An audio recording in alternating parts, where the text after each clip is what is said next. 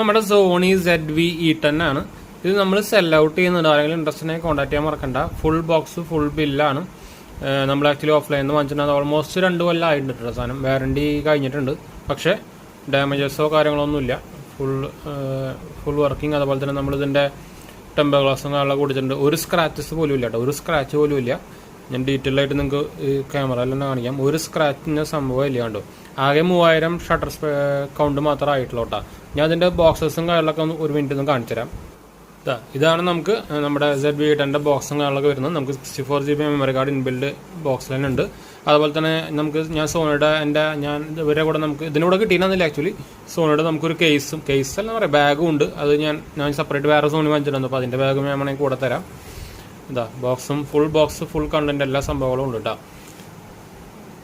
അപ്പോൾ ഇൻട്രസ്റ്റ് ഉള്ളവർ കോൺടാക്ട് ചെയ്യാൻ മറക്കണ്ട. ഇതാണ് നമ്മുടെ സോണി ZV-E10. നിങ്ങളൊരു കണ്ടന്റ് ക്രിയേറ്റർ ആണെങ്കിലും അതുപോലെ തന്നെ ഫോട്ടോസ് എടുക്കാനാണെങ്കിലും കുഴപ്പമൊന്നുമില്ല. പക്ഷേ ഇതിൽ നമുക്ക് എന്താ പറയുക, ഇൻബിൽഡ് ആയിട്ടുള്ള ഫ്ലാഷ് വരുന്നില്ല എന്നുള്ളതാണ് ഒരു ഡ്രോബാക്ക് മാത്രമേ ഉള്ളൂ. പിന്നെ നമുക്ക് എന്താ പറയുക, അല്ലാത്ത പക്ഷേ നിങ്ങൾക്ക് എല്ലാത്തിനും ഉപയോഗിക്കാം. നമുക്ക് ഹോട്ട് ഷൂ മൗണ്ടൊക്കെ വരുന്നുണ്ട്. നിങ്ങൾക്ക് വേണമെങ്കിൽ സെപ്പറേറ്റ് വേറെ ഫ്ലാഷൊക്കെ വേണമെങ്കിൽ വെക്കാം.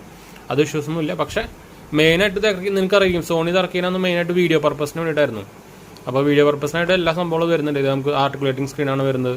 4K സപ്പോർട്ട് വരുന്നുണ്ട്. അവിടെ നിങ്ങൾക്ക് കാണുന്നതായിരിക്കും എല്ലാ സംഭവങ്ങളും വരുന്നുണ്ട്. അപ്പോൾ ഇൻട്രസ്റ്റ് ഉള്ളവർ കോൺടാക്ട് ചെയ്യാൻ മറക്കണ്ട കേട്ടോ.